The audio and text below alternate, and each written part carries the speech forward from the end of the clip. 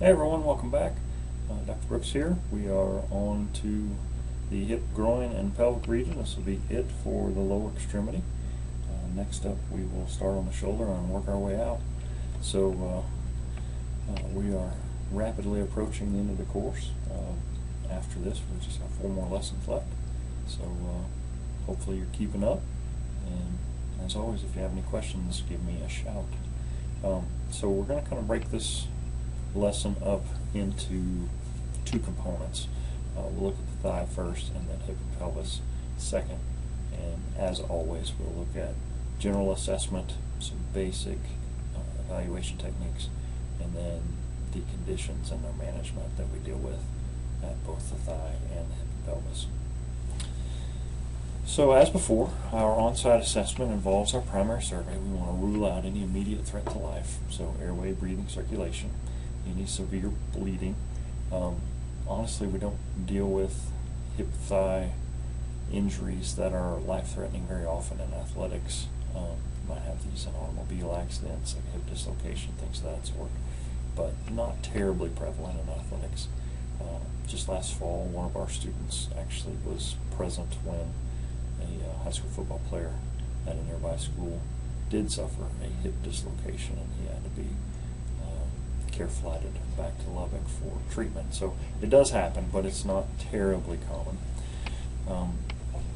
Once we switch gears and go into our history, we want to look at the mechanism of injury. We want to take a look at whatever their chief complaint is. More often than not, that's pain. But then we also look at the type, the location, and the severity of the pain. So let's start with the thigh. When we're assessing thigh injuries, we're going to look for obvious signs of swelling, discoloration, deformity. Lots of times what we're dealing with here are muscular injuries, hamstring strains, quadricep injuries being the most prevalent. It's rare that we're going to have bone injuries, but they do occur. Usually the forces involved aren't significant enough to trigger an injury of that magnitude. So we look for skin color, we look for moisture, whether they're sweaty or not. We also look for pupillary size, respiration, and pulse. We're just trying to make sure that they aren't going into shock. Their willingness to move or their unwillingness to move the leg could be a significant sign or symptom indicating that they have suffered a subluxation or dislocation or fracture of some sort. We look at their leg position bilaterally, and this is important. We look for leg length. A dislocation will usually result in a shorter limb in the dislocated side because it's out of position, and usually will come to rest more proximally.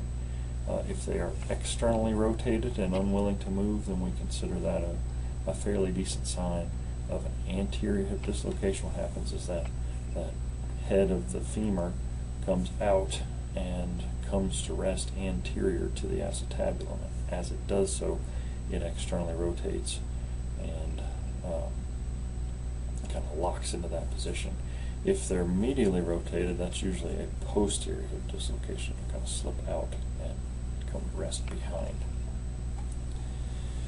Okay, our neurovascular exam here consists of a femoral pulse. We want to see are they equal from side to side.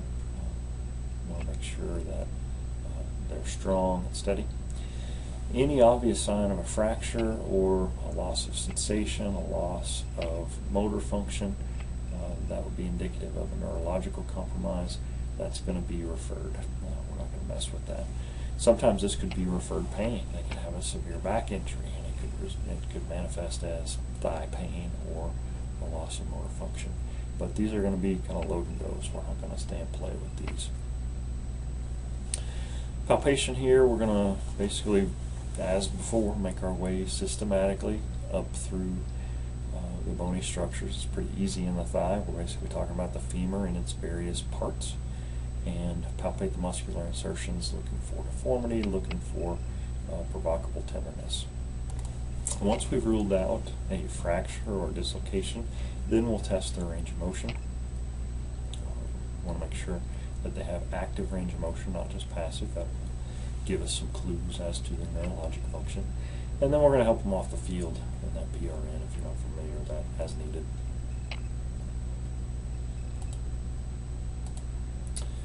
Okay, on the sideline, we've ruled out more significant pathology.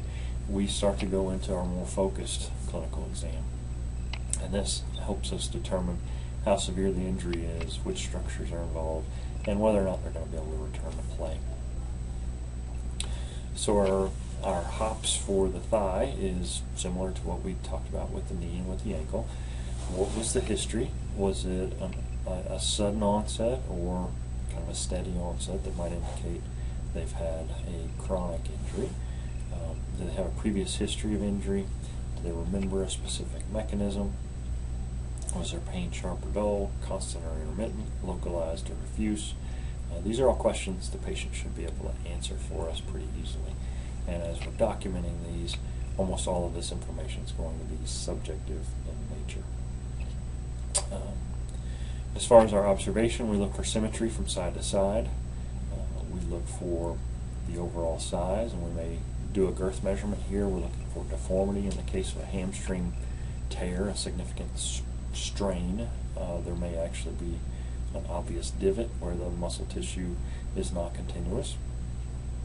We look for signs of swelling and ecchymosis, discoloration, skin color, skin texture. That may be indicative. I've had athletes with severe infections that, like a boil on their quad or their hamstring, and it's so deep that it actually involves quite a lot of pain and quite a lot of disability. Are they willing to move that thigh? That may be an indicator of how severe their injury is. Okay, as we said, femur fractures aren't terribly common in athletics, especially in a patient that has no history.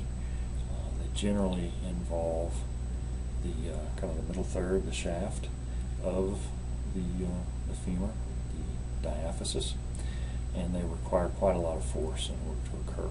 Now, as you see here, because the muscular tissue of the thigh is so thick and strong, it's our body's natural tendency to splint, to contract muscles around a fracture to basically protect it. In the case of a femur fracture, this can be problematic because those muscles are so strong that they can result in those bone ends jutting out of the skin.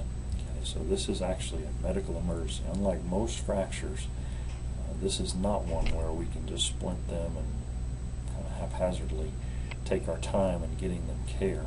There is a vascular risk here. If those bones move out of position significantly, then our femoral artery is potentially at risk, as well as the nervous structures. So we take care of this one right away. We treat them for shock, check their sensory motor function, and then splint them. And in femur fractures, this is usually managed by EMS. This is going to be handled with a traction splint, where it's actually going to attempt to pull ever so slightly. It's not a lot of force, but the hope here is that we prevent this closed fracture from becoming an open fracture. We may also treat this with oral analgesics. They're going to have quite a lot of pain, ice. So this one has to be managed emergently.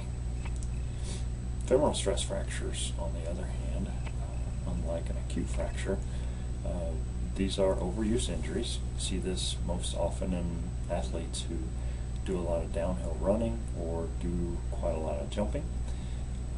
There is compression from the landing. There's distraction from the muscular action that occurs.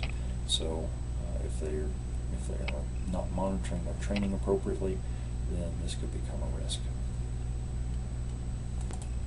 Now, unlike our acute femoral fractures, where these will obviously present with quite a lot of pain, quite a lot of disability, a stress fracture, on the other hand, is a lot more subtle. It will present with kind of a nondescript, deep pain in the thigh.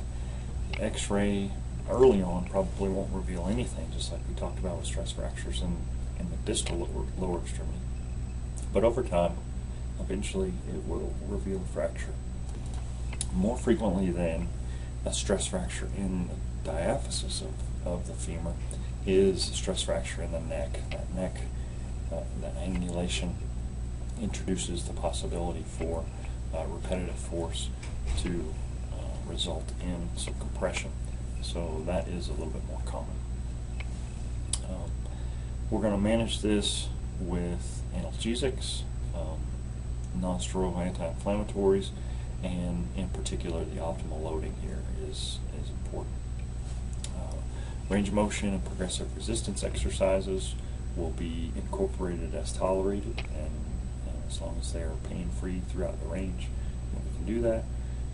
We're going to rest them and limit their weight bearing initially, but at the same time we are also going to continue to do things like isometrics, where they're firing that musculature to help prevent the loss, frankly. If they've got a true complete stress fracture, full thickness, then this is basically going to be treated much like an acute fracture, where it may have to be pinned. There may be surgery necessary, but more often than not, this is going to be managed through activity modification, and then trying to identify what triggered it to begin with so that we can avoid those things. Okay, next up we've got quad contusion. We'll see this particularly in our contact heavy pad limited sports. Rugby certainly is one. We'll see this in football, but if they're wearing appropriate pads, hopefully it's not as common as it could be. We'll also see this in stick and ball sports. I've seen baseball players or softball players who've taken a line drive and they'll have that big contusion where the ball struck them. I apologize, I've got this cough today. I keep pausing it so you don't have to hear it, but if you're wondering why all the starts and stops, that's why. Usually this is going to develop from direct impact, and the extent of the force and the degree of the thigh relaxation determines the depth and how much loss of function we have. And when I say the degree of thigh relaxation, if that quad is contracted and the thigh is relatively firm, then the trauma to that structure is going to be different than if it's relaxed and the soft tissue is allowed to kind of cover that muscle tissue a little better. So usually these are going to cause quite a lot of pain. They're going to have quite a bit of loss of function here. They're going to have immediate swelling as well as some discoloration. So you see this ecchymosis here. Initially it'll be kind of reddish maroon, and then over time it will kind of yellow and start to resorb. These are graded according to the depth. So unlike sprains and strains where we talked about that kind of 3-point scale, contusions are actually graded on a 4-point scale. So let's take a look at that. With a grade 1, we've got a little bit of hemorrhage. So we see that here. No real swelling, mild point tenderness if we poke right at the spot, and they can get through their full range of motion. With a grade 2, they've got a little bit of swelling, so we see that illustrated in this picture here. Point tenderness. In the case of a quad contusion, they can't flex that knee beyond 90 degrees, and they're unable to walk without a limp. In our more severe cases, grade 3, they've got even more pain, more swelling. Their range of motion is 90 to 45, so I think kind of mini squat to full squat is as far as they can go in the range. And they cannot walk without a limp. With a grade 4, this is severe pain, very debilitating. They're going to have a palpable, firm hematoma, collection of blood. They can't, basically their knee is going to be from full extension to kind of mini squat is as far as they can get. And they can't even do that in standing because they can't contract that quad or perform a straight leg raise. It's just too painful. So we treat that with optimal loading, put them in a flexed position. This will be probably tolerable for our grade 1, grade 2, but as we said, with our grade 3 and 4, they're not able to get to this extent of knee flexion. If they're not able to walk without a limp, we put them on crutches. They may need to have that hematoma aspirated. That has to be done relatively soon because it actually starts to coagulate, and it's like trying to draw syrup through a syringe. You can't do it. But if there's no risk, then we'll usually just leave that. But we do want to get that hematoma out of there because there is a risk of ectopic bone formation, and we'll talk about that in a little bit. We really want to monitor them for worsening symptoms. We can use heat, massage, and ultrasound later. When they're acute, we don't use heat. We use cold exclusively for the first 2 or 3 days for sure. But that risk of myositis ossificans, that ectopic bone formation, is going to go up the longer that hematoma kind of stays around. So we want to get that out of there as quickly as we can. Rehab for this should be pretty conservative. I've never heard of a quad contusion that needed surgery. I'm sure there have been, but not to my knowledge and my personal experience. Ice and gentle stretching and a gradual transition to heat is going to be kind of our preferred plan of action. And we're going to go from stretching to low to no weight bearing like swimming or deep water jogging, and then jogging and running. If pain causes a loss of function, then we got to back that back down. We don't want them to sustain another contusion in a short period of time because that risk of myositis is going to go up again. I have seen surgeries for myositis ossificans, so I guess indirectly that's a surgery for a quad contusion, but it's a complication of a quad contusion. If they return to if they return to activity relatively soon, then a hard shell domed pad is going to be necessary to protect that area. So as promised, myositis ossificans, or myositis ossificans traumatica, is formation of bone where bone doesn't belong. And this occurs, we really don't understand the process completely as to why a bone would start to form, but we get calcium and bone formation within the muscle belly itself. This could be the result of improper contusion treatment, too aggressive. In some cases it's idiopathic. They don't know why it occurred. There was no contusion even. With this, if we've got a severe quad contusion, we're going to monitor it. Their tenderness is probably going to go down, so we're going to keep palpating that to make sure there's not a hard mass that we feel forming. We'll do some follow-up x-rays anywhere from 2 to 6 weeks after injury, and if we see something like this, we've basically got bone formation out in the soft tissue, then we know we've got this occurring. Okay. If this is surgically removed too soon, then oftentimes it will reform. So most often the physician will encourage the athletic trainer to try to manage this conservatively as long as possible, and if it continues to become problematic, at that point they'll start to consider cutting it out. Okay. Quad strains, we see this from a sudden stretch. The athlete falls on a flexed knee, or they experience a sudden contraction in response to a defender oftentimes. They'll usually have weakness and sometimes even a palpable defect in the muscle. If they've got a peripheral tear, they won't have as many symptoms as if they have a deeper tear. They're going to have pain, tenderness at the spot, muscular spasm, loss of function, maybe some discoloration. These don't tend to bruise quite as much as the hamstrings. I'm going to treat this with optimal loading, ice compression elevation, non-steroidal anti-inflammatories, analgesics for pain. we're basically going to protect this while it heals. Our rehab will go from isometrics, where they're just contracting the muscle. Iso means same, metric means length, so just contracting the muscle to try to keep the nerve pathway. And then we're going to progress to concentrics and eccentrics, where with a concentric they're contracting and shortening. With an eccentric, they're contracting and lengthening. So the eccentric phase of a squat, we've got muscular control through the quadriceps, and then with the concentric phase, where we're ascending, then we're shortening that muscle as we try to contract it. Neoprene sleeve can provide some support. Various types of wraps, things of that nature, can also be beneficial.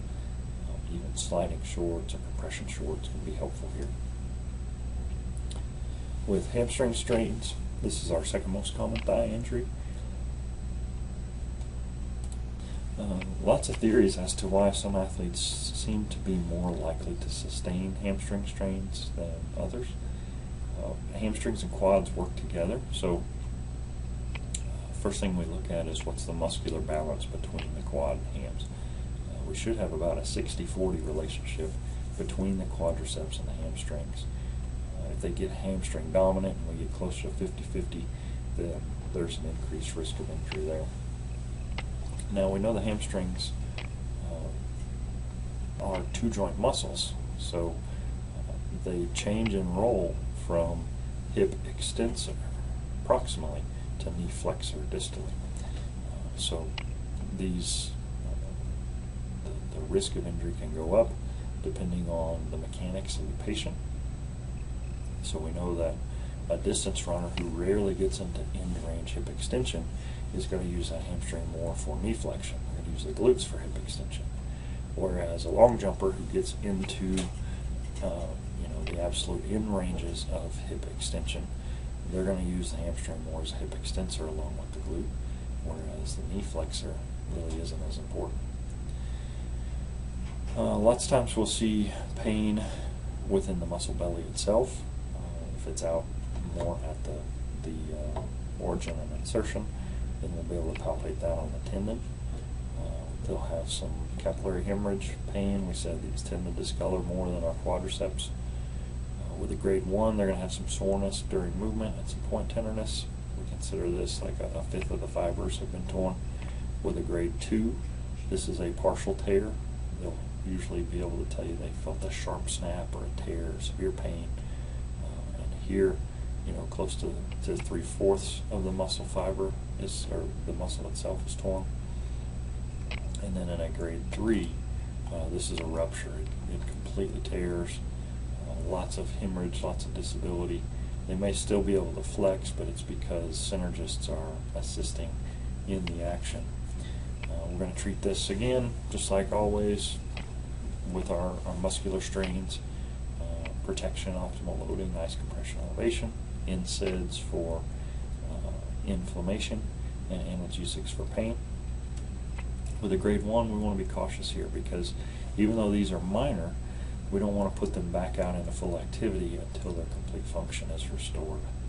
With grade 2 and grade 3, we're going to gradually return these. These aren't likely surgical candidates unless there's some sort of additional scarring or some sort of additional complication. Okay? Full recovery from a hamstring strain may take several months or even a full year, and there should be an extra R there. Should be greater scarring, not greater scaring. The more they scar, the greater the recurrence of injury. Okay, so these do tend to recur because the tissue that's laid back down tends to be less viable, less tensile strength than the tissue that it replaced. Okay, so shifting gears, looking at the hip and pelvis. Injuries to the hip and pelvis can be big debilitators here in the lower limbs, the trunk, both. It's kind of the crossroads of the upper extremity and the lower extremity. We've also got quite a lot of low back involvement. The lumbar spine's influence on pelvic positioning makes it really intricately linked with hip pain. So we look for onset, previous history, mechanism of injury, pain, all those typical history questions that we ask. Specifically at the hips, we look at pelvic tilt. So anterior pelvic tilt, basically if you put your hands, your fingertips on your ASIS, right where your belt is in the front, if that rocks toward the floor and you extend back, that's anterior pelvic tilt. If you stick your thumbs on your iliac crests and your fingertips in back and twist in this direction so that your thumbs are moving back and your fingers are moving forward, that is a posterior pelvic tilt. Okay. Associated with that, we said that the pelvis and the lumbar spine are intricately linked, intimately linked. We can end up with an anterior pelvic tilt, we get lordosis, we get this hyper-roundedness of the low back. And with a posterior pelvic tilt, we get this kind of flat back posture. Okay?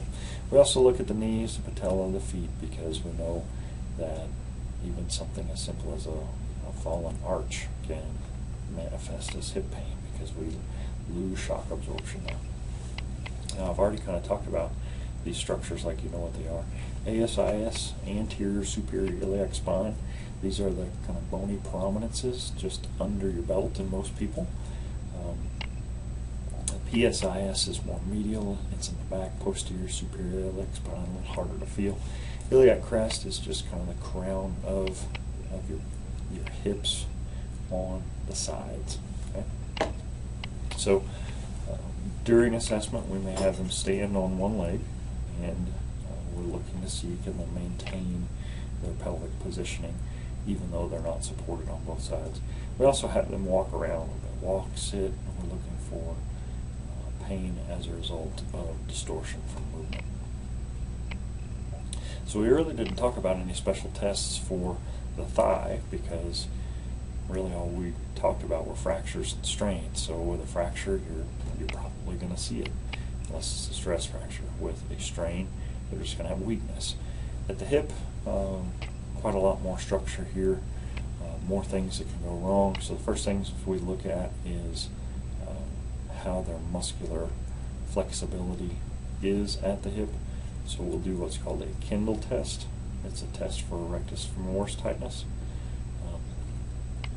And here what we do is we have them pull one leg or the other up toward the chest, and if their rectus femoris, the two joint muscle of the hamstring, of the hip flexor quadricep group,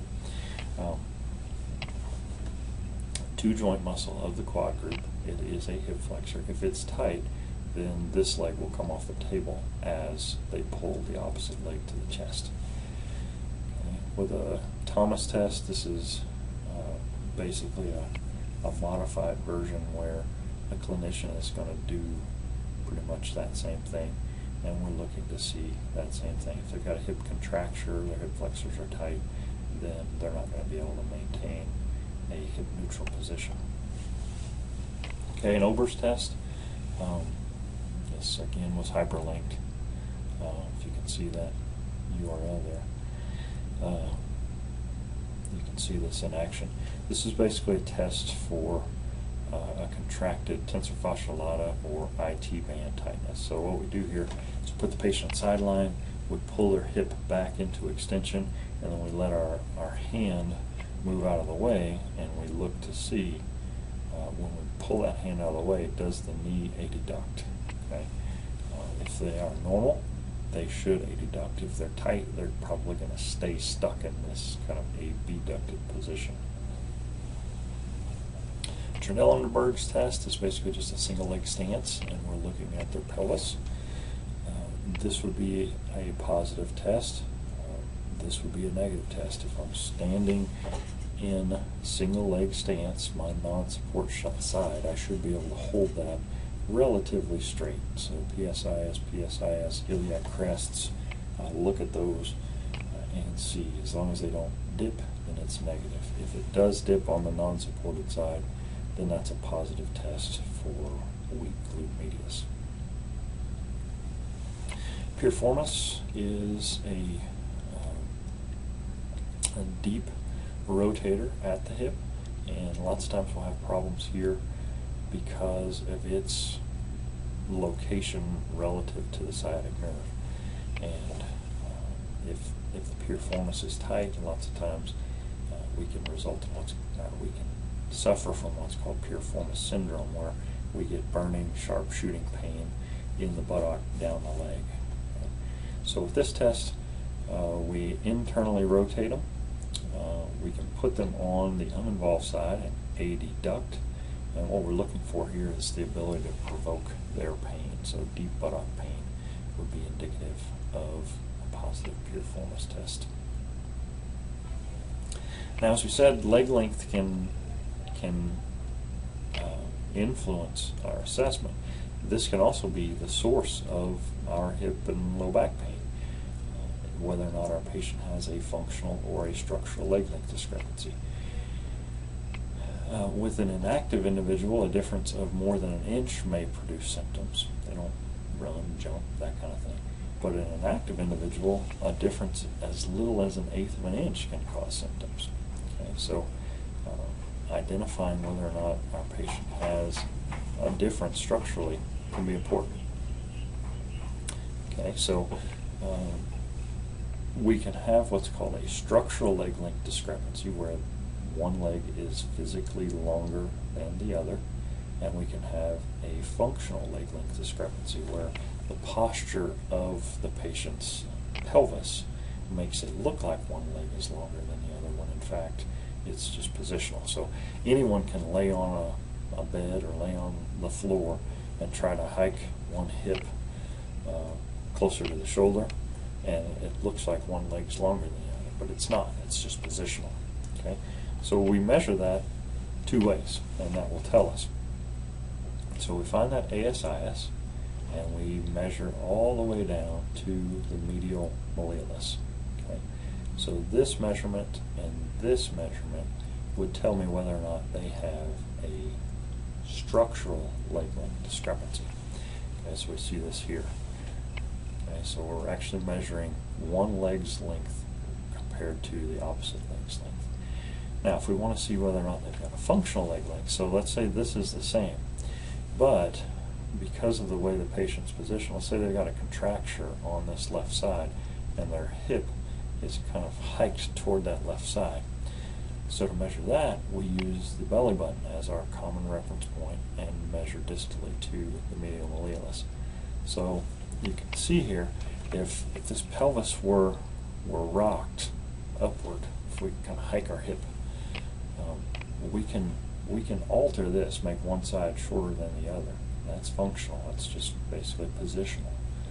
Whereas we can't change how long our legs actually are. So if we do hike our hip, that ASIS goes up, and the medial malleolus goes up with it. So this measurement doesn't change based on the position. That's why it's structural.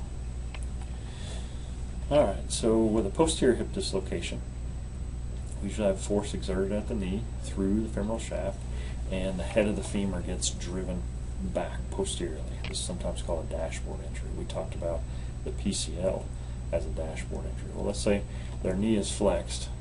So if this is their knee is flexed, this is their thigh, this is their femur. If they strike that dashboard and the tibia is forced posteriorly, then we tear our PCL. But let's say they strike the dash, and instead of the tibia being forced posteriorly, the entire structure is forced posteriorly. So at the hip, that structure gets pushed back. Okay, so this is why a dashboard injury could be an injury to the knee, or it could be an injury to the hip. So with this, we get a rupture of the posterior joint capsule, the ligamentum teres, which is actually on the head of the femur, along with some arterial supply to the femur, are oftentimes disrupted. These can result in sciatic nerve neuropraxia, because as that hip dislocates posteriorly, it's compressing structures posteriorly. And then we also get what's referred to as avascular necrosis of the femoral head because of that arterial supply in the head. So think about that term, avascular. A means without, vascular refers to blood flow or arterial supply.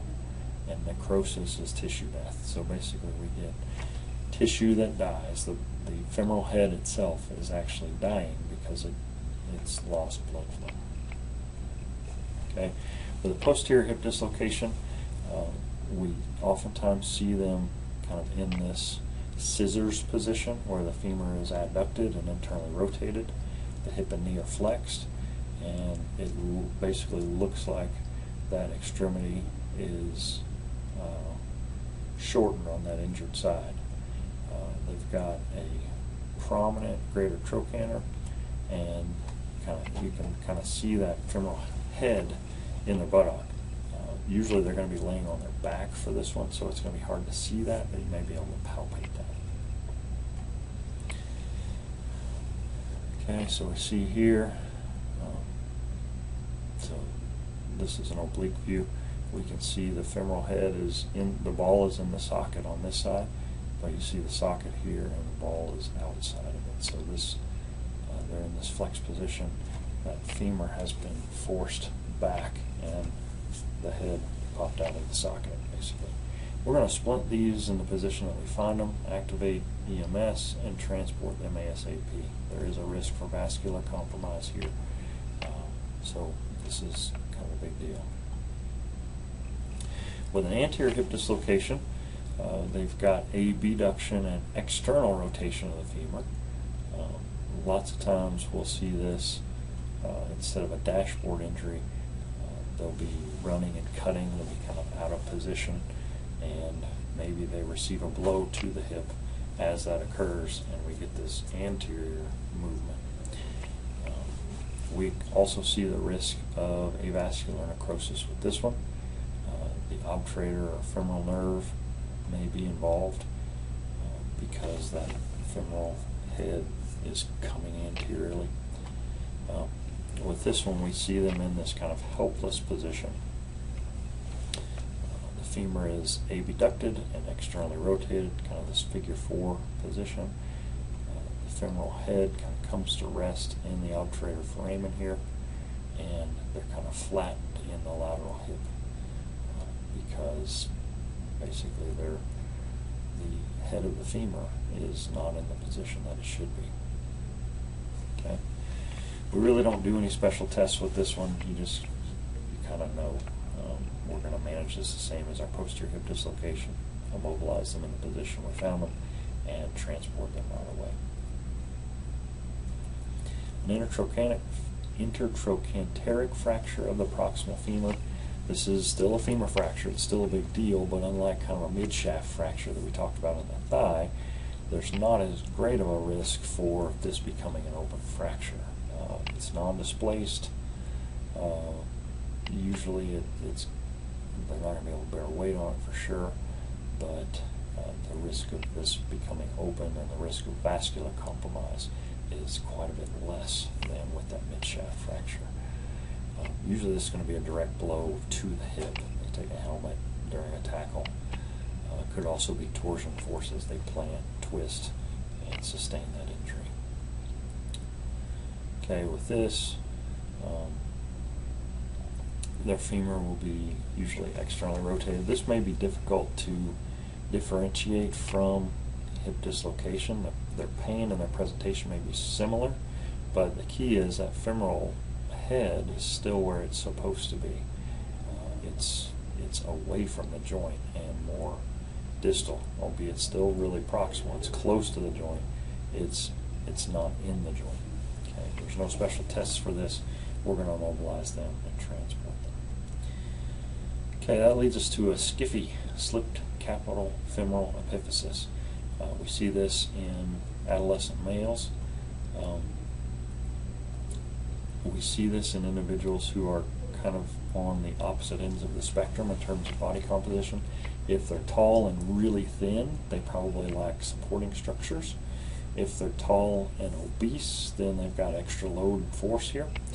So what we see here is white, A, is our normal position. B in red is a partial slip, and C in blue is a really significant slip. So what's happening here is The femoral head is still in the joint where it should be, but the head of the femur itself is kind of slipping off. So if this is my femoral head and this is my femur, it starts to basically kind of stay where it's put in the joint, and the long bone itself starts to migrate superiorly. Okay? And this occurs right at the growth plane. That's why we see this in adolescents, because they're skeletally immature. So there's no real known etiology here, but there are some predisposed factors. If they've had a lot of skeletal growth, big growth spurt, then they're more likely to have this. So usually you'll see this in your 13 to 15-year-old athlete. They'll just present with this kind of dull ache, chronic, deep hip pain, and no matter what they do, it doesn't go away, with the exception of maybe ceasing activity. Okay, so they'll have what's referred to as a non-capsular pattern. Okay, a true capsular pattern. We'll see this in aging patients who are starting to lose mobility, where they lose flexion, they lose abduction, they lose internal rotation. With a slip capital femoral epiphysis, it doesn't really follow that pattern. Their chief complaint may even be knee pain, because they are attempting to modify their mechanics to protect this hip. Okay. Legg-Calvé-Perthes disease. This is an AVN of the femoral head in children. We said we run the risk of AVN anytime we dislocate. This is an AVN without a dislocation. This may be traumatic. 1/4 of these result from trauma, but that means 3/4 of them are non-traumatic. Okay, so the articular cartilage here becomes necrotic. It starts to flatten out.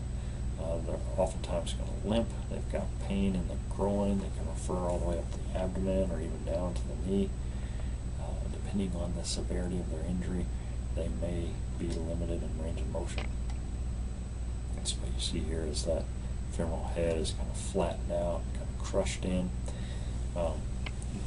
This is a challenging case to treat.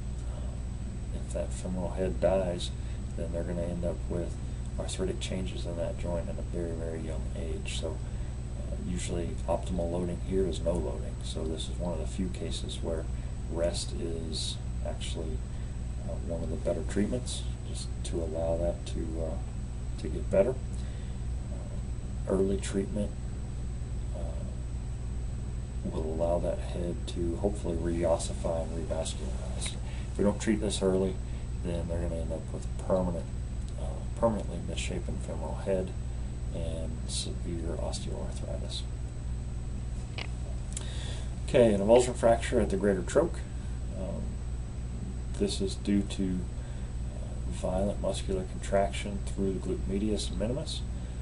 So what happens here is the muscle kind of pulls a little chunk of the bone away.